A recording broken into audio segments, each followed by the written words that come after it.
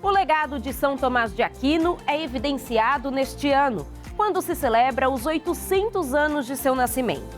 São Tomás de Aquino é um santo influente e respeitado na história da teologia e filosofia cristã.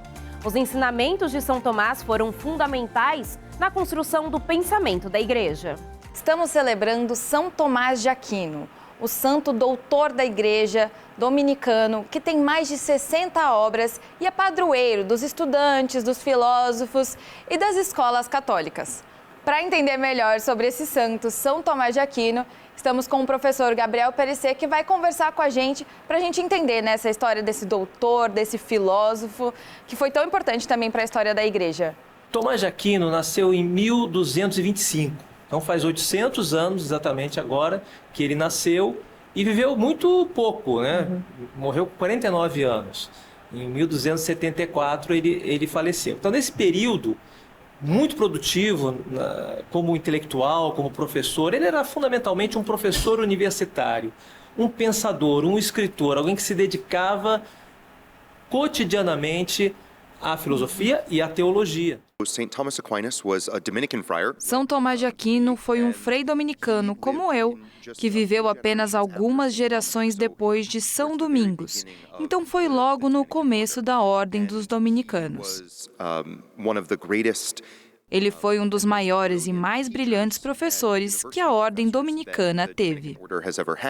Então Tomás de Aquino foi a pessoa certa na hora certa. Ele foi um dos maiores, se não o maior pensador católico daquele século XIII, fazendo a união, né, fazendo a conversa entre o conteúdo da ciência, o conteúdo da razão e o conteúdo da fé. Então, foi por isso que ele se transformou num doutor da Igreja, e mais ainda, ele era chamado doutor angélico.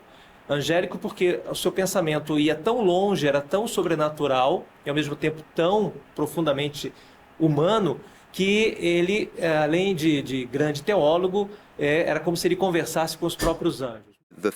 A teologia e filosofia que ele produziu se tornou um guia para a Igreja desde a sua morte em 1274.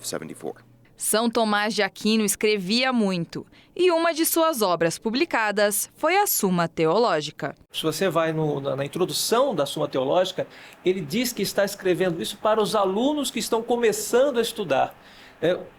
Talvez hoje nós nem consigamos alcançar toda aquela profundidade. Para a época, aquilo era apenas uma introdução para os alunos que estavam ingressando na universidade. São Tomás de Aquino cobriu tudo. Ele pensou em todos os tópicos, desde a ética e teologia moral, até a doutrina da Trindade e encarnação e assuntos mais comuns da filosofia e ciência natural. Ele entendeu tudo como interconectado, e um dos pontos altos da Suma Teológica é que traz toda a teologia de maneira sistemática, coerente e clara.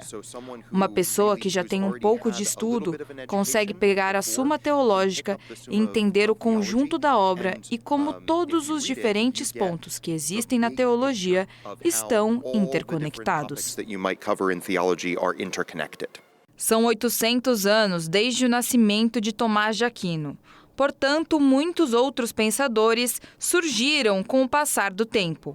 Mas suas obras permanecem como referência e inspiração até os dias de hoje. A sua obra permanece e é uma referência, sempre levando em conta que são outros tempos, né? 8 séculos não são 8 anos. Sim. E, de fato, nós devemos estudar São Tomás de Aquino sem pensar que Tomás de Aquino possa resolver todos os problemas, porque nesse meio tempo muitas outras questões surgiram e ele serve como inspiração, mas não é a única voz teológica dentro da Igreja. Tomás de Aquino tinha uma atitude muito aberta com relação ao pensamento dos outros.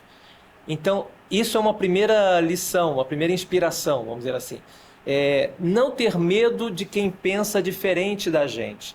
Ao mesmo tempo que a gente, né, aceita o que o outro pensa, aceita, né, no sentido de compreender, escutar.